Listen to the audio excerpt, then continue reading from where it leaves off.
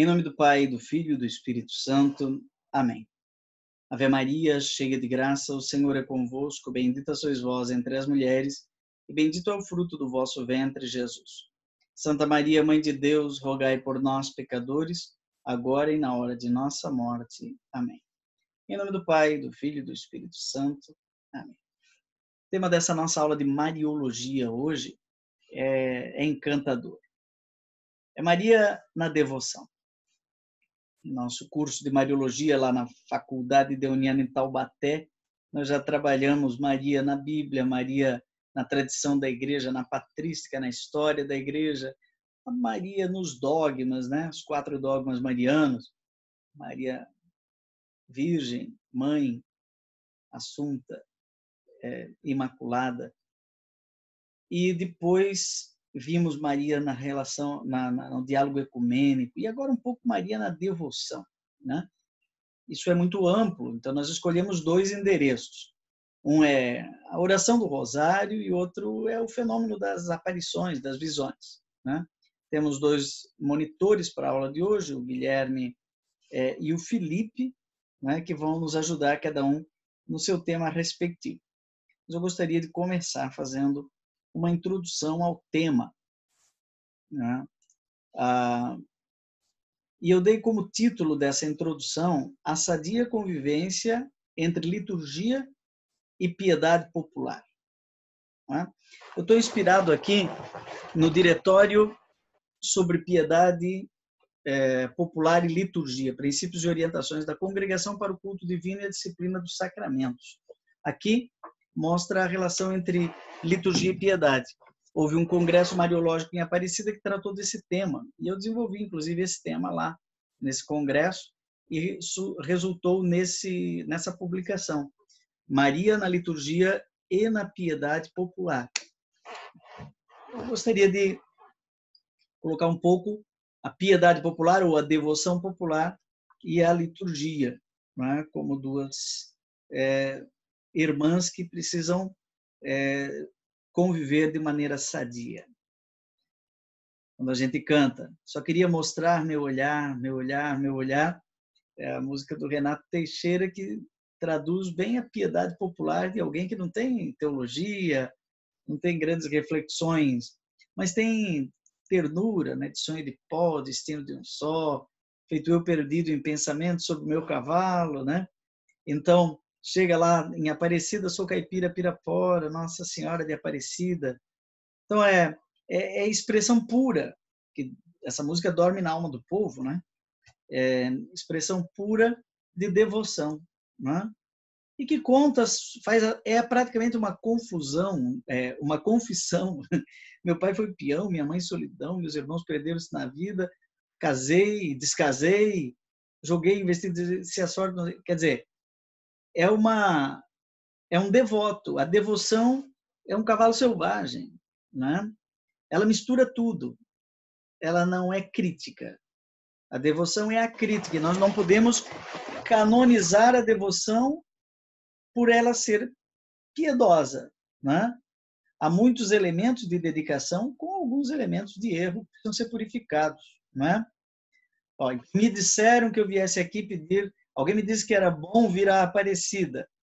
Eu não sei rezar, então eu mostro meu olhar, meu olhar, meu olhar.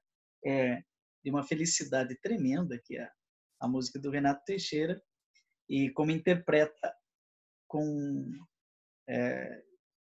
eficiência a alma do povo. O que é devoção? É dedicação ou consagração, né? Dedicatio ou devotio. Devotio seria uma consagração, devotado, dedicado. Então, todo devoto é um dedicado. Então, nós olhamos uma pessoa rezando o texto todo dia, com piedade e devoção, é porque ele tem uma dedicação, né? Ele vê que a devoção, ela ocupa naturalmente os espaços. Eu coloquei aqui algumas tatuagens, né, de Nossa Senhora Aparecida. Veja como a devoção, ela não tem pudores, né? Ela não tem pudores. Ela não pede para o bispo, não pede para o papa, ela não pede para o pároco, ela simplesmente faz, né? Devoto, ele está convicto, né? O Papa Francisco diz que usa um escapulário desde que ele pediu a intercessão lá do padre que estava morrendo, que morreu, né? E ele pegou o escapulário, pôs o escapulário na verdade foi o terço, né? Mas o Papa diz que usa um escapulário. O Papa tem as suas devoções. Quem de nós não tem, né? As suas devoções. Eu traduzi isso no livro O Nome de Deus é Misericórdia. Bom, um outro exemplo de dedicação. Estamos aqui num lugar pouco conhecido do devoto de Aparecida. É em Aparecido isso aqui, Seminário Santo Afonso. Um espaço que os redentoristas conhecem muito bem. Você pode o devoto de Aparecida não vai aí. Aqui ocupa o lugar central. Vocês estão ouvindo? E andando por esses corredores, é possível perceber Olha isso. Várias devoções marianas. Aí, ó. Por exemplo, aqui nós temos Nossa Senhora do Bom Conselho. Né? Nossa Senhora do Bom Conselho. E logo ao lado, não poderia faltar, para bons redentoristas, Nossa Senhora do Perpétuo Socorro. Perpétuo Socorro. Até aqui não se vê Nossa Senhora Aparecida. Logo na entrada temos também a cena da perda e do encontro de Jesus no templo, né? E aqui a capela. A capela que formou gerações e gerações de redentoristas. O sacramento da Eucaristia está no coração desta espiritualidade. Espiritualidade redentorista. Nós podemos observar. Agora você olha na capela. A centralidade do Cristo ressuscitado. Jesus no centro. Já com marcas de ressuscitado. E ao lado, nós temos duas imagens de Nossa Senhora. Ao lado direito, Nossa Senhora do Perpétuo Socorro. Que é a devoção master, né, dos redentoristas. Está com capela, porque esta é a devoção característica dos redentoristas. E aqui ao lado esquerdo, não poderia faltar Nossa Senhora Aparecida. Então vocês vejam que os redentoristas, em Aparecida, têm diversas devoções marianas, mas a sua constitutiva é a devoção à Nossa Senhora do Perpétuo Socorro. Não é? E, inclusive, a missão institucional do Santuário Nacional é perpetuar a devoção à Nossa Senhora Aparecida. Não é? Perpetuar a devoção à Nossa Senhora Aparecida, ou seja, tem aí uma síntese entre devoções de Nossa Senhora do Perpétuo Socorro e Nossa Senhora Aparecida. Portanto, a devoção é espaço de cuidado. Cuidado que significa cura, né? Cuidado, cura, cultivo, né? Assim como a mãe cuida do filho, né? É preciso cuidar da devoção.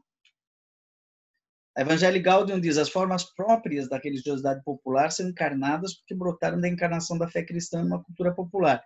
Por isso mesmo incluem uma relação pessoal, não com energias harmonizadoras, mas com Deus, Jesus Cristo, Maria, um santo. Tem carne, tem rosto, estão aptas para alimentar potencialidades relacionais e não tanto fugas individualistas. Então essa capacidade relacional da devoção é fantástica, né? Outro texto diz assim: há um estilo mariano na atividade evangelizadora da igreja, porque sempre que olhamos para Maria, voltamos a acreditar na força revolucionária da ternura e do afeto. É o nosso Papa Francisco, né? Que é um homem extremamente bem formado do ponto de vista intelectual, mas que não perde a simplicidade devocional. Portanto, a devoção tem uma dinâmica de enculturação. Ela é encarnada. Né? As pessoas sentem que ela tem sangue, tem suor, tem lágrima. Ela é espontânea. Estou dando aqui umas características da devoção. Né? A devoção não é formada por um projeto escrito, né? Vamos agora criar uma devoção a partir de critérios do marketing. Os marqueteiros vivem querendo criar devoções, né? Costuma não funcionar. É o povo que cria as devoções. Ela é dinâmica, animada pelo Espírito Santo. Isso tudo está também naquele diretório da piedade popular. Ela é um tesouro popular, ela mora na alma do povo. Pode querer acabar com a devoção, você não consegue. Não é? Você tira ela de um lado, ela volta para o outro. O povo recria aquela devoção, e se não for dentro da igreja, é fora da igreja. Ele faz acontecer a sua devoção. Porque ela usa a via simbólica, né? Uma linguagem do diálogo. Ela não tem muita explicação. O símbolo se explica por si mesmo. Depois ela tem a sua legitimidade, ela se forma, ela é uma forma de se sentir parte da igreja. Eu faço parte desse time, né? Eu sou devoto. Tem um problema crítico, né? Do efeito manada, né? O vai do Romero, né? Por que eu estou aqui? Não sei, mas é muito bom estar aqui. Ela é itinerante, tem força missionária. É próprio da devoção caminhar, mais do que ficar parado. Ela é incontrolável.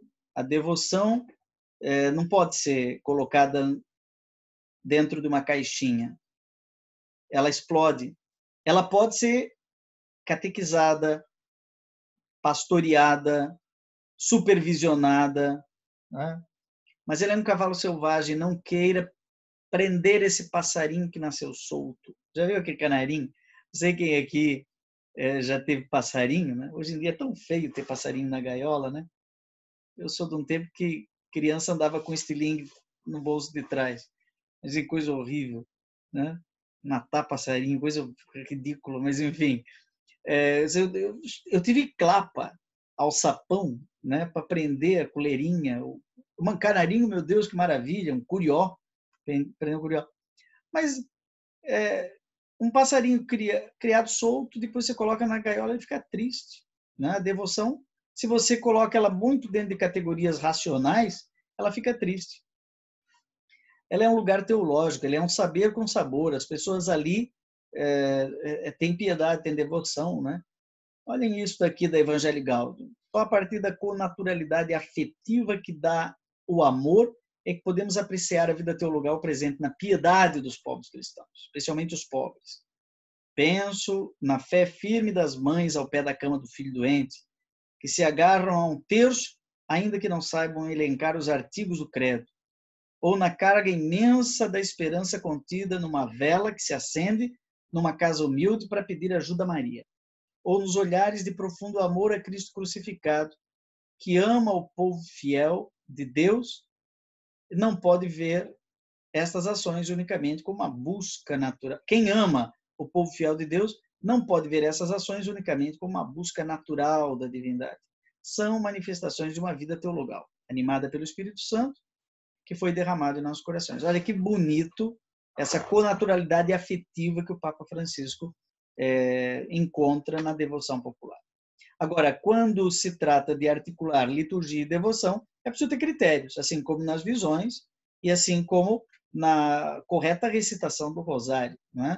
São os nossos dois temas que nós selecionamos da devoção. Podia ter muitos outros, devoção é riquíssima. Podíamos falar de romaria, né? Podíamos falar de ladainha, né? Cada um abre né? um leque de possibilidades. Podíamos falar do cancioneiro devocional, mas vamos pegar só visões e rosário.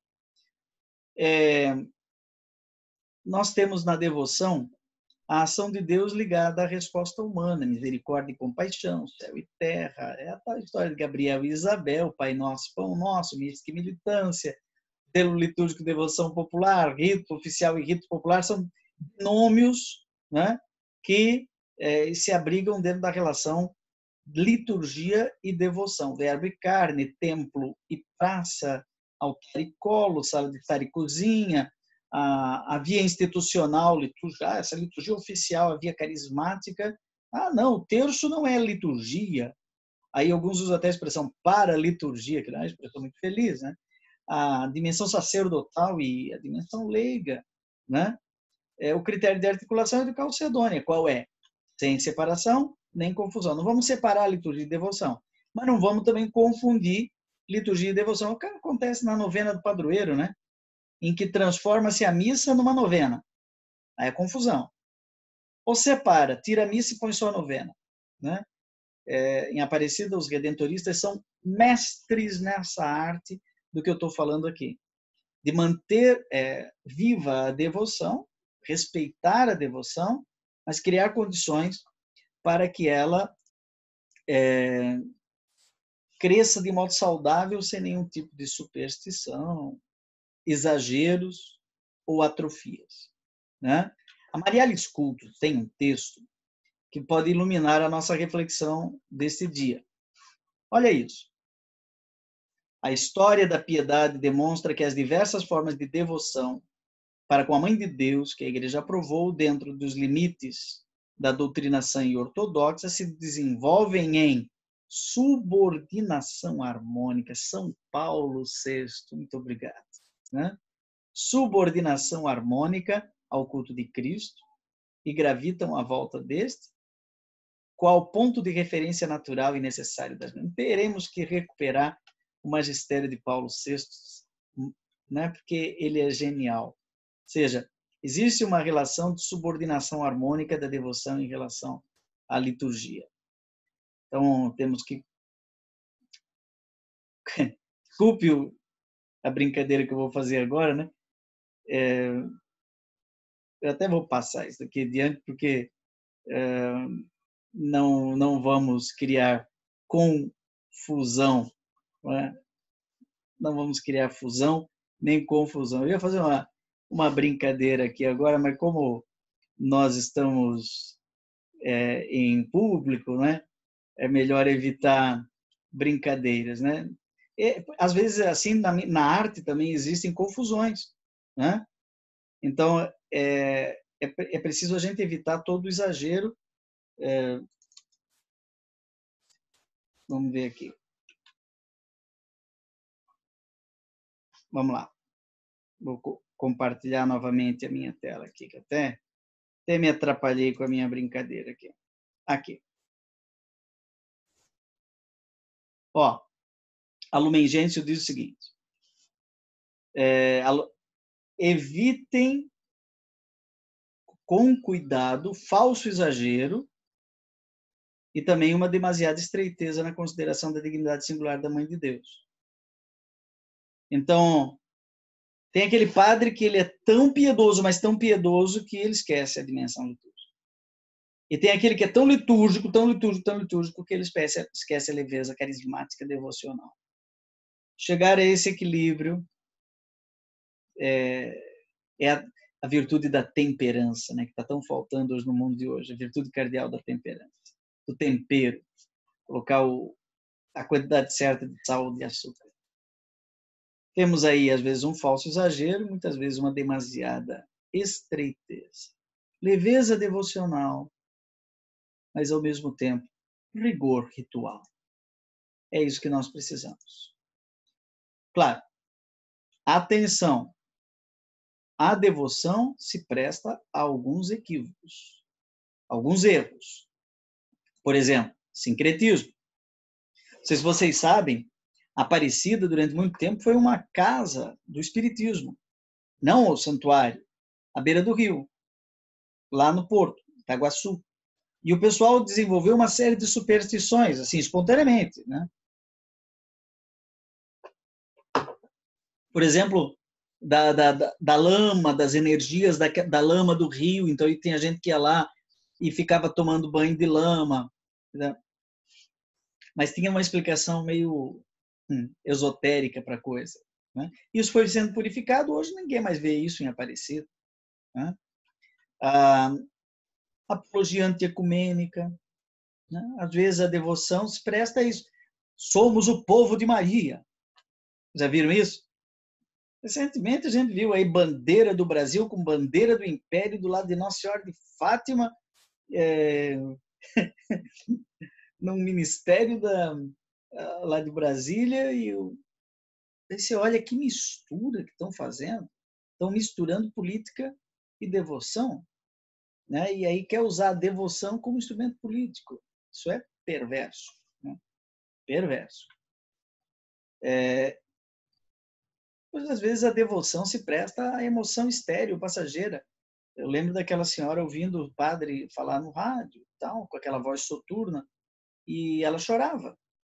E eu perguntei para essa senhora: por que a senhora está chorando? Porque é tão lindo. O quê? Não sei. Ele falando, o que ele está falando? Não sei, mas é tão lindo. Quer dizer, a pessoa se deixa envolver por um ground devocional e aquilo lá toca nas emoções dela, mas não tem conteúdo, né? Não tem motivo para ela estar chorando. Às vezes, Bruneto, por favor, isso aí no seu assunto da devoção, das visões vai voltar, né? O uso pelos marqueteiros de algum fenômeno aparicionista, né? Logo aparece um panfleto, um cartaz, uma agência de ônibus que vai levar o pessoal lá porque Nossa Senhora está chorando, né? Outro dia apareceu Nossa Senhora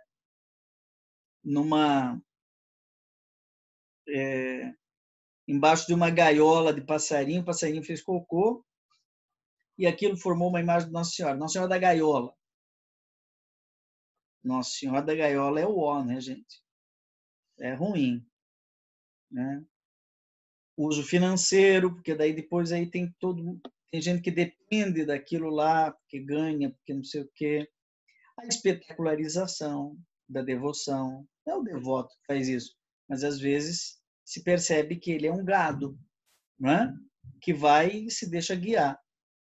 Então está aqui ó, o Diretório sobre Piedade Popular e Liturgia como sugestão da sua leitura, onde eu inspirei essa minha introdução, né? Ele lembra que a liturgia é o centro da vida da igreja, nada pode substituir a liturgia, e é preciso purificar a devoção com prudência e paciência, né? Catequizar a religiosidade popular. Preciso fazer um discernimento permanente. Então, vou terminar com 10 critérios para fazer esse discernimento, né? O primeiro critério: a liturgia é a forma exemplar, a fonte de inspiração constante, ponto de referência e meta última, ponto final, né? A devoção faz parte da fisionomia mariana dos fiéis. Em cada mulher que a terra criou, um traço de Deus Maria deixou. A devoção mariana deve ter o endereço trinitário, né? E a devoção mariana deve ter como referencial a Sagrada Escritura. Quinto, comunhão com a fé da igreja, né? Se a devoção leva a um individualismo sectário, então ela já está desviada, é uma devoção desviada. Recuperar a sensibilidade ecumênica, considerar aspectos antropológicos, salientar a tensão escatológica, o compromisso comunitário e levar ao testemunho de vida. Estas são os critérios que nos coloca o diretório para manter a sadia relação entre devoção e a liturgia. Muito bem. Agora, vamos dar um passo aí em relação a uma forma de devoção que é as visões, né, Guilherme Bruneto? O que você teria a nos dizer a esse respeito? Bom, sobre as visões, acho importante primeiro destacar, né, que elas têm um lugar na teologia, né? Visões e aparições tanto de Nossa Senhora, como outras formas de comunicação divinas, né? Elas se diferem da revelação pública, da grande revelação, porque elas não acrescentam em nada aquilo que Jesus já fez e encerrou, mas elas atualizam. E por isso que elas são importantes, né? Elas atualizam a forma de vida cristã de uma forma, aquela cultura, ou de uma forma a acentuar algum aspecto que, por vezes, está meio esquecido, né? Elas também têm um lugar na própria antropologia do ser humano, né? Uma forma de Deus ou a Então, deixa eu aparição do voltar, Senhor Guilherme. numa visão. Essa sua primeira contribuição aí é fundamental, porque Sim, sim. cria um conceito que talvez quem está nos assistindo não tenha, que é o conceito de revelação. Não é? As Isso, isso. pessoas dizem assim, tivemos uma revelação naquela aparição mariana. Não. Cuidado com o conceito de revelação. Né? Jesus é a Sim, plenitude sim. da revelação do Pai. Né? Então, não há mais revelação depois de Jesus. Mas nós precisamos compreender essa revelação. Então, nós temos o auxílio do magistério da igreja. Né? O magistério da igreja, eu vou usar a palavra que você usou, que achei muito adequada, atualiza, inclusive em termos de linguagem, a revelação, a única revelação de Jesus Cristo. Mas nada acrescenta à revelação, apenas atualiza a linguagem, a compreensão, porque Jesus continua a única e última revelação, mas os tempos mudaram.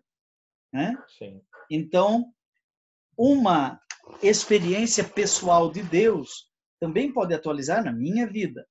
E uma aparição, né, pode contribuir, discernida pela igreja, para a atualização da revelação. Isso é chamada de revelação particular. Né? Sim, sim. Existe um documento do tempo que Dom Nelson era bispo de São José dos Campos. Já vai há algum tempo. Existe no Vale do Paraíba um fenômeno aparicionista em Jacareí. Vocês já ouviram falar disso. E, por conta disso, Dom Nelson, bispo de São José dos Campos na época, se viu obrigado a emitir algum parecer, né, sobre essa aparição. Eu apresento para você aqui, enquanto o Bruneto toma um ar aí, essa carta pastoral, revelações particulares e aparições. Então, ele usa a expressão revelações particulares. Né? Veja, você está vendo a carta? Sim. Então, Sim. beleza. Aqui ela... Estou abrindo coisa demais aqui no meu computador, daqui a pouco ele entra em pane. Deixa eu fazer diferente aqui. Vou fechar um aqui e esse daqui abrir grandão. Deixa eu só olhar para vocês um pouco enquanto eu dou um ar para o meu computador aqui. Aí vai ficar melhor. Ok. Então agora eu vou compartilhar novamente essa aqui, que é interessante, muito interessante isso aqui. Só para consolidar aí a percepção do Bruneto. Ó. Ele fala, estão vendo aí? Revelação natural e revelação sobrenatural. A gente já sabe disso, que revela nas flores. Mas quando nós falamos de revelação sobrenatural, então nós temos a revelação em Jesus Cristo, que é a última, pronta e acabada, e temos a revelação, as revelações particulares. Algumas pessoas são mais exigentes na linguagem e nunca chamam as visões de revelação, mas de revelações. Né? Porque revelação reserva-se apenas para aquela revelação de Jesus Cristo, né? Que na palavra de Deus terminou. Ele é a plenitude da revelação do Pai. Né? E depois Dom Nelson apresenta aqui, eu acho que o Bruneto vai apresentar essas questões, o que os bispos colocam como critério. Não é? Então, quem quiser, depois eu posto no nosso ambiente virtual esse documento de Dom Nelson, que é tão breve quanto pontual. Vai lá, Bruneto. Então, essa distinção é fundamental, né? Até porque também depois é um dos critérios essenciais de avaliação, né? Da própria visão. Precisa coincidir enquanto conteúdo com a revelação já em Jesus Cristo, né? Se não coincidir em conteúdo, então tem algo errado aí, né? Vamos dar um exemplo de algo errado. Marca a data do juízo final. A marca a data da parousia. Sim, sim. Se Tempo nem inteiro, né? Jesus disse isso e quando perguntado ainda disse, né, não, só cabe ao Pai saber disso, imagine nós, né? Exatamente. Aí já dá para saber que não é uma visão legítima. Sim, sim. Mas que critério seria esse? Então, 4 critérios aí de avaliação. Primeiro, o bispo local que preside esse critério, sempre levando, são critérios que ajudam a desenvolver a prudência, né? A prudência quanto ao fato ali da visão da aparição. 2 critérios se referem à pessoa do vidente ou ao grupo, que são a avaliação da vida psíquica do vidente.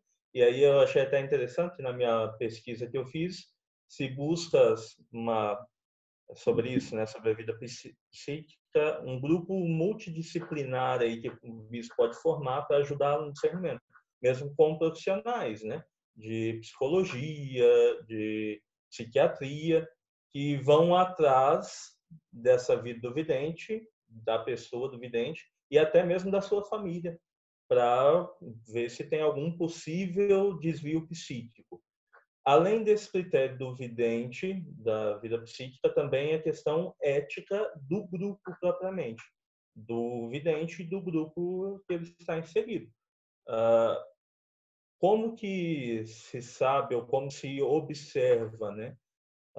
O vidente tem uma retidão, ele precisa ter uma retidão de vida cristã. E essa retidão de vida cristã se traduz na própria prática. E aí entra aquilo que o senhor falava agora há pouco, né, padre? A questão de não se usar isso para se autopromover, ou como um marketing, nesse sentido, né? Então, essa retidão, essa postura ética aí do vidente do grupo, que não usam isso para uma autopromoção, mas com retidão de consciência. Os 2 outros critérios se referem à mensagem propriamente. O primeiro é quanto ao conteúdo da mensagem, e aí aquilo também que a gente falava, o conteúdo da revelação particular nada acrescenta a revelação já dada e terminada em Jesus Cristo, mas ela atualiza, tem esse intuito de atualizar. Se não faz isso, então tem algo errado, né? E aquilo também que a gente falava, né, de algo que nem Jesus Cristo falou e que o vidente às vezes afirma ter conhecimento, né? E o último critério são os frutos dessa mensagem. A mensagem ela precisa atualizar essa vida cristã e gerar frutos de conversão, de aprofundamento na vida cristã, do próprio vidente, do grupo e para aqueles que essa mensagem se irradia, né? Então, isso também se percebe com o tempo. Por isso que é um critério baseado aí na prudência, né? Que precisa de tempo, é um processo, uma avaliação eclesial, até se chegar a perceber também os frutos dessa mensagem na vida prática, se ajudam a viver mais conforme a Cristo, né? Se configurar ao Cristo. Então, são critérios que ajudam a igreja a discernir naquele espírito de Paulo. Não extingais o espírito. Então, não partir do princípio que é tudo. Tem padre que recebe o fenômeno aparicionista e descarta sem análise. Isso é tudo bobagem. Faltou estudo. Faltou estudar os documentos da CNBB, da Santa Sé, né? Considerar tudo, ficar com o que é bom. Mas ele precisa ter critérios. Então, vamos olhar a pessoa do vidente, né? O seu entorno, o grupo. Né? Tem os critérios com relação à mensagem. Né? O que é essa mensagem que vem desse grupo? E a igreja é muito prudente em analisar os fenômenos aparicionistas. Inclusive em não extinguir o espírito. Basta ver a importância que nós damos a Guadalupe. Aqui no meu novo livro, A Verdadeira História da Virgem Maria, eu trabalho todas essas visões. Né? Guadalupe, depois Aparecida, que é uma visão sem visão, né? Uma aparição sem aparição, né? Nossa Senhora Aparecida não teve aparição. Isso é muito engraçado, né? É a única que é aparecida e a única que não teve aparição. Engraçado, né? Nossa padroeira não teve aparição. Mas eu queria terminar essa breve consideração sobre as visões com uma alusão a um texto preciosíssimo que eu super recomendo a todos, de Bento XVI, quando ainda era o cardeal Ratzinger, está disponível na internet, sobre o terceiro segredo de Fátima. Eu também trabalho sobre isso aqui num capítulo. Eu vou ler apenas meio parágrafo, não é? Só para deixar você com aquele efeito degustação. Você vai querer ler tudo, não é? Porque ele fala sobre a legitimidade da visão na vida do cristão. Não do vidente extraordinário, né? Mas de qualquer um de nós. E eu, ultimamente, tenho refletido em teologia espiritual sobre a legitimidade da locução interior, que seria um outro fenômeno devocional. Né? Locução enquanto ouvir a voz de Deus que fala no interior da alma, como diz Gaudio dos Pés 16, no interior da consciência existe uma voz que diz, faz isso, evita aquilo, isso é a voz de Deus que fala na consciência humana. Perfeito. A teologia não convive muito bem com locução e com visão, mas a devoção vive perfeitamente. As pessoas veem, as pessoas ouvem, né? E às vezes o teólogo fica meio atrapalhado com isso. Mas o Bento XVI é um teólogo rigorosamente racional, né? E ele conseguiu fazer uma interpretação racional da visão. E ele diz o seguinte, ele fala da revelação pública, etc., de Jesus de Nazaré, e aí ele diz o seguinte, este ver interiormente não significa que se trate, isso falando de Fátima, não significa que se trate de fantasia, que seria apenas uma expressão da imaginação subjetiva. Então, imaginação é uma coisa, visão interior é outra. E aí ele fala ainda de visão exterior. Por exemplo, ele fala que o anjo Gabriel apareceu a Maria enquanto visão interior. Tanto que no final da perícope diz que o anjo ausentou-se dela. Mas que o ressuscitado apareceu em visão exterior. Então, existe uma coisa que é a visão exterior, tem uma coisa que é a visão interior. Mas agora vamos pegar só a visão interior, porque Fátima é uma visão interior. Tanto que elas estavam vendo, inclusive o pessoal via a zinheira mexendo, mas não viam Nossa Senhora. Quem viam eram aqueles meninos, então viam na visão interior. Aí tem gente que diz, viam na sua imaginação? Não. Seria apenas uma imaginação subjetiva. Significa antes que a alma recebe o toque suave de algo real. Gente, é genial. Presta atenção no que ele está falando. A alma recebe o toque suave de algo real, mas que está para além do sensível, tornando-se capaz de ver o não sensível, o não visível aos sentidos, uma visão através dos sentidos internos. Portanto, em Fátima, tratava-se de algo real, ainda que não exterior. Era uma visão interior. E isso é possível para cada um de nós.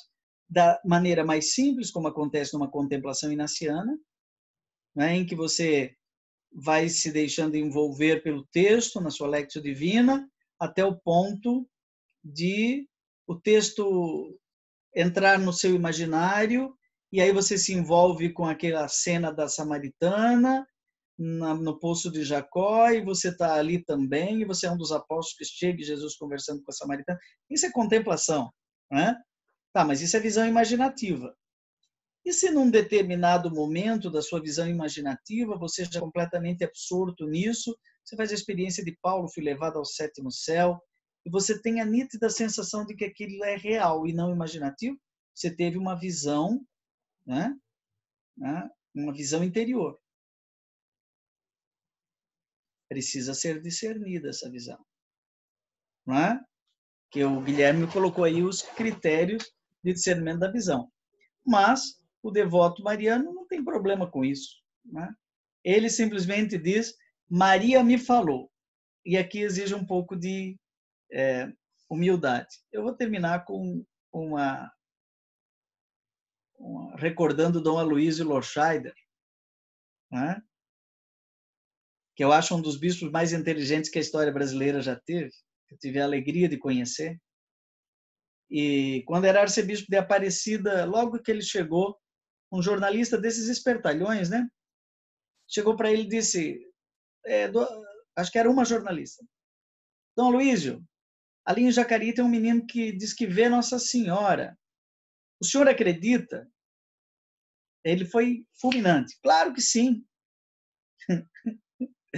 Aí, Dom Nelson tentando fazer documentos e tal, e o Dom Aloysio não teve, rasgou o verbo, né? Claro que sim.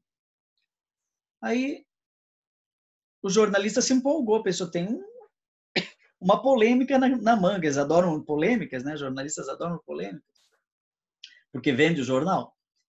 Aí o jornalista disse, então o senhor acredita que Nossa Senhora está aparecendo? Ele falou, calma, se ela aparece eu não sei, mas que ele vê, eu acredito.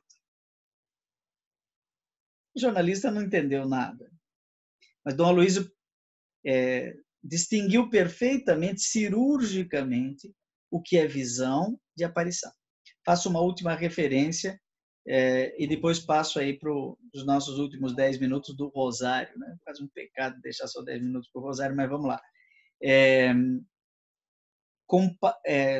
Completando o tema da visão, eu não posso deixar de recomendar a todos o livro do irmão Afonso Murad, Visões e Aparições. Deus continua falando, muito bem escrito, já um livro, é um clássico, né? Inclusive que serviu de base para o documento da CNBB sobre visões e aparições, que é praticamente baseado no livro do Murad. Né? Mostra para nós aí, esse daí mesmo. Visões e aparições. Deus continua falando?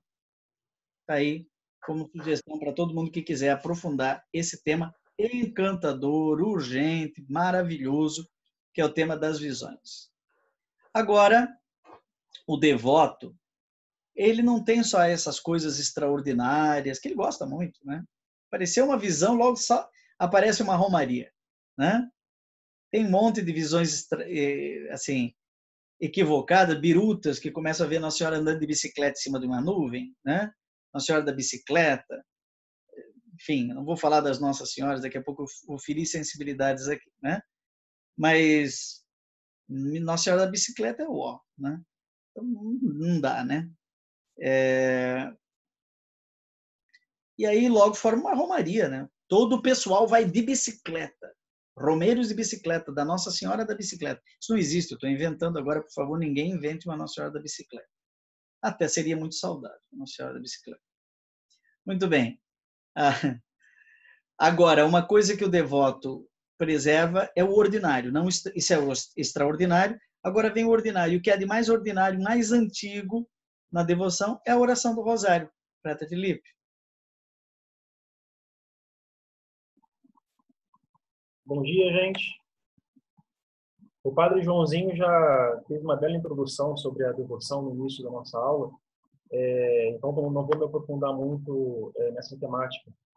Para mim, a pesquisa que eu fiz sobre a questão do rosário foi uma pesquisa muito, muito boa de se fazer, porque eu pude me lembrar que a primeira vez que eu aprendi a rezar, mesmo sem saber que eu estava rezando, era rezando Ângelus e depois o rosário com a minha avó e minha mãe, ouvindo a oração do Ângelus pela rádio. Eu era pequeno, não sabia o que era aquilo, estava junto com elas, rezava sem saber que estava rezando. Então começou com a devoção do rosário. E para essa pesquisa eu usei esse livro do Dom Murilo Krieger, Maria na Piedade Popular.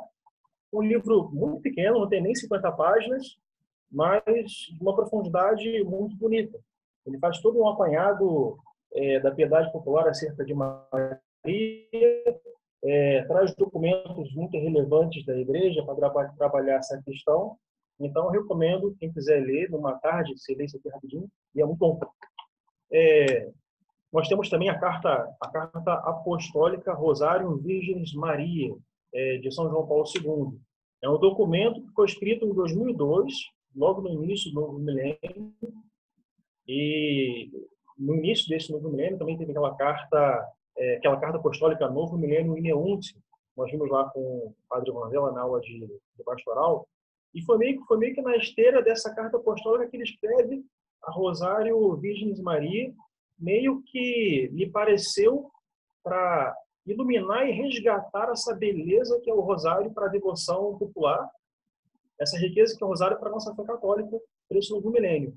Talvez um dos grandes legados que ele deixou para a nossa igreja, para a nossa fé, mostrar a beleza do rosário. Inclusive, documento... os mistérios da luz, né? Sim, lá no número 19, número 21, ele nos oferece esse belíssimo presente, os mistérios luminosos. Eu lembro que em 2002 eu estava indo para um retiro, acho que da Crisma, se não me engano, aí ouvimos essa notícia, que teria um novo mistério no terço, né? Aí até brincamos, o terço e o verão quarto. Isso me deu um trabalho danado, porque eu tinha lançado esse CD com os mistérios do Rosário, mistérios do Terço, e virou um clássico, né? Todo mundo, é o meu disco mais vendido de toda a minha vida, né? Só que foi anterior a 2002, né? E aí como é que eu fiz? Eu tive que gravar os mistérios da luz meio na marra, né? E aí depois inserimos inserindo os mistérios da luz dentro também. E esse documento do São Paulo II, São João Paulo II, o Rosário Virgem Maria, é um documento muito permeado de amor, afeto. Parece que todo o carinho e o amor que ele tem com Nossa Senhora, ele derramou naquele documento. Dá para ver toda a devoção que ele tem pela figura de Maria. Não só por esse presente que ele deu para nós, os mistérios da luz, e também teve o ano dedicado ao Santo Rosário, em 2002 e 2003. Então, me parece que foi uma cartada de mestre. Para esse novo milênio que está começando na igreja, ele deixa esse presente para nós, essa questão tão fundamental para a nossa fé, que é o Rosário. E não dá para esquecer, ele não né? cansa de dizer nesse documento... não dá para esquecer que Diga, padre. É 2002 a 2003 e que ele vai morrer em 2005. Sim. Então, é praticamente um testamento mariano do Papa que, no começo, colocou como lema do seu pontificado Totus Tuus Maria. Totus Tuus Maria, isso mesmo. Então, o Papa que no início, lá em 1978, se coloca como um Papa mariano, Totus Tuus Maria, agora oferece no fim mais uma... É como uma antífona, né? Antífona de vida. O Salmo tem antífona no início, tem antífona no final. No início foi Maria e no final Maria também. E é muito bonito nesse documento que ele não se furta a dizer, e diz em muitas partes desse documento, que a oração do Santo Rosário é fundamentalmente uma oração cristológica. E nós rezamos não para Maria, mas juntos com Maria, rezamos e meditamos os mistérios salvíficos da vida de Jesus. Isso ele não se cansa de deixar claro. Nessa carta, eu gravei um disco com isso, poucas pessoas conhecem, ele sugere que a gente insira o mistério dentro da Ave Maria, né? Depois do nome de Jesus. Jesus, que nasceu em Belém. Jesus. E ele pede que a gente enfatize o nome de Jesus, né? Porque ele fala de baricentro, né? Baricentro, na verdade, é aquele pino da dobradiça, né? Tem a Ave Maria, Santa Maria, no meio tem um pino. Esse pino é o nome de Jesus. Ave Maria, cheia de graça, bendito o fruto do vosso ventre, Jesus. Santa Maria, que remete à oração dos nomes de Jesus lá do começo do cristianismo, quando Paulo diz, orai sem cessar. É a primeira Yeshua. Yeshua. A oração do peregrino russo, você que já leu. Yeshua, Yeshua. Depois veio o terço de Pai Nossos, né? Ajudando o Felipe aí já para irmos para o final. Terço de Pai Nossos, que era uma maneira de substituir por um Pai Nosso cada salmo, que os monges rezavam os 150 salmos numa semana, mas os analfabetos não conseguiam ler os salmos. Então, os monges criaram um negocinho assim, 2 saquinhos, né? Onde tinha 150 pedrinhas aqui, a pessoa rezava um Pai Nosso, passava uma pedrinha para lá. Esse foi o primeiro rosário que existiu, 150 Pai Nosso, aí ele rezou o saltério. Então, por isso que o terço é chamado saltério do Simples. E daí foi quando São Domingos de Gusmão, né? Lá por volta de 1200 e tanto, que daí vai transformando os mistérios também, Pai Nosso, Ave Maria, Glória ao Pai. Aí São Meu Jesus veio só em 1917 em Fátima, né? E é uma tradição apenas portuguesa, e outras jaculatórias, etc., vieram depois. Mas aquela arquitetura do terço, agora quarto, né? Com 150 Ave Marias, era por causa dos 150 salmos, né? Mas o importante é a contemplação dos mistérios. E por que o Papa João Paulo II colocou os mistérios da luz? Porque tinha uma lacuna imperdoável dentro dos mistérios de Cristo, que era o nascimento, a infância, depois já ia para a morte, né, para a cruz. E toda a vida pública de Jesus ficava sem um mistério. Isso era muito fraco, porque depois vinham os da glória, a ressurreição. E aí ele criou os mistérios da luz. Eu escrevi um livro na década de 90, portanto, 10, 12 anos antes do Papa lançar Rosário, Virgens e Maria, onde eu já sugeria os mistérios da luz, 10 anos antes do Papa, porque não é da minha cabeça.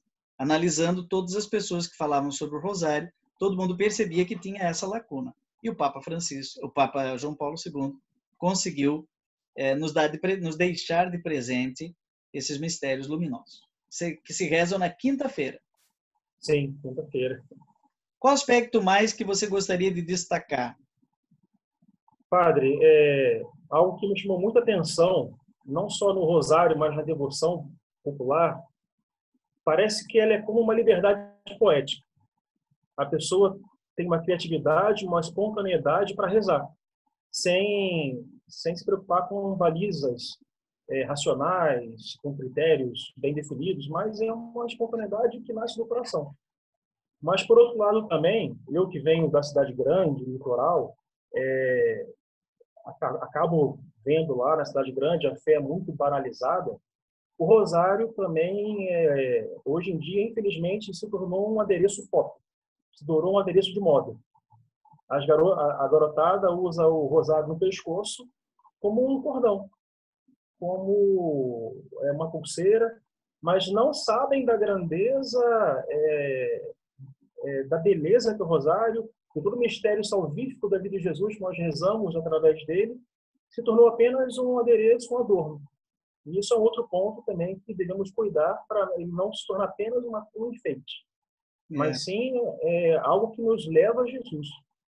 O Papa fala na Rosário, Virgens e Maria de vários aspectos do Rosário que merecem atenção. Queria só, para encerrar, completar isso que o Felipe colocou, com 2 aspectos. O primeiro, que o Rosário ele atende tanto o coração do simples, que se sente completamente identificado com o Rosário, como do doutor. O Rosário é de uma profundidade, inclusive de uma complexidade técnica muito grande. E a segunda questão, dentro dessa complexidade técnica, o Rosário não é uma oração rezada, é uma oração contemplada. O mais alto grau de oração é a contemplação. Então, e o Papa diz isso, a repetição de Ave Marias, Ave Marias, Ave Marias, numa cantilena, como a que a mãe faz para a criança dormir no seu colo, né? Vai embalando a pessoa numa espécie de, eu vou usar uma palavra entre aspas aqui, com medo tremendo de ser mal interpretado, espécie de mantra, né? Que vai repetindo, como os primeiros cristãos, Yeshua, Yeshua, mas não é para dizer Jesus, é para contemplar a cruz, para contemplar o berço de Belém, para contemplar a perda do encontro, para contemplar Caná, para contemplar a Eucaristia. E a gente vai mergulhando nessa contemplação até se perder na distração. Eu, desde a minha adolescência, tive um grande defeito que hoje eu considero uma das minhas maiores qualidades como mente criativa, que é a distração, né? Sempre fui muito distraído. E a distração é apenas uma exagerada concentração naquilo que não é oportuno. O terço é a oração da distração, é distrair-se no colo da mãe, né? Ouvindo aquela mãezinha do céu, eu não sei. Ela esquece das preocupações e tal e dorme, né? Tanto que eu escrevi o livro 25 Maneiras de Rezar o Terço, vendeu já 1 milhão de cópias, num tempo que eu tinha insônia. E muitas pessoas dizem assim, para dormir você tem que contar carneirinho. Eu sugiro que você conte Ave Marias, né? Porque o terço é um calmante, né? Eu tenho um grupo de terço online. Todos os dias rezo o terço via aplicativo, Zoom, etc., e no YouTube, né? E eu percebo que muitas pessoas vêm com a agitação da vida e rezam assim, Ave Maria, chega de graça, o Senhor... Aos poucos, essa pessoa vai entrando no ritmo lento e calmo do terço, da repetição, né? Como as ondas do mar, você está agitado, vai para a beira do mar, sei lá, do Rio de Janeiro, né, Felipe? Sim. Aí você vai na beira do mar num dia de tarde, quando não tem mais ninguém, você não vai tomar sol, nada disso, você só vai desestressar um pouco. E aí você fica lá na frente do mar, não tem ninguém, né? Porque acabou de chover, e aí você fica escutando.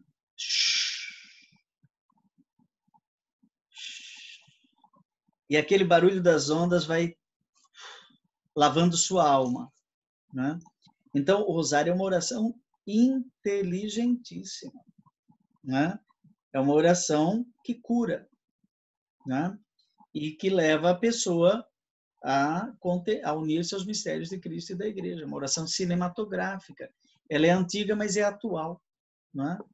Então, poderíamos continuar falando, sugiro que leiam aí a Rosarium Virginis Maria, tem muita coisa. Podia citar os meus livros, eu escrevi 2, 25 maneiras de rezar o terço, e depois o Terço dos Amigos, né?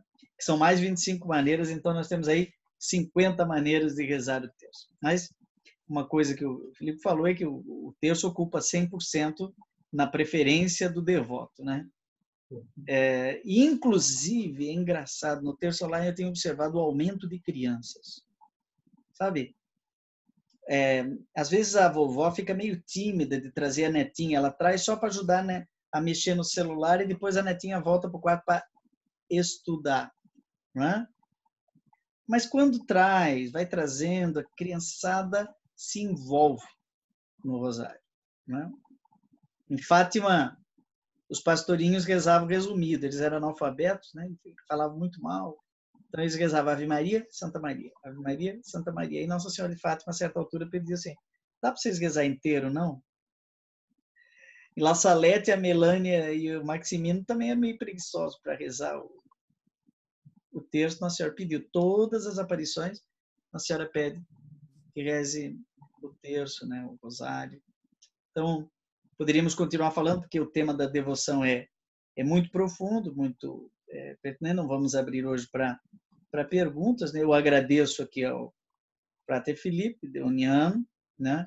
Frater Guilherme Bruneto, que prepararam em duas aproximações, um das visões, com os critérios, e o outro um recorte do rosário inspirado no Papa João Paulo II.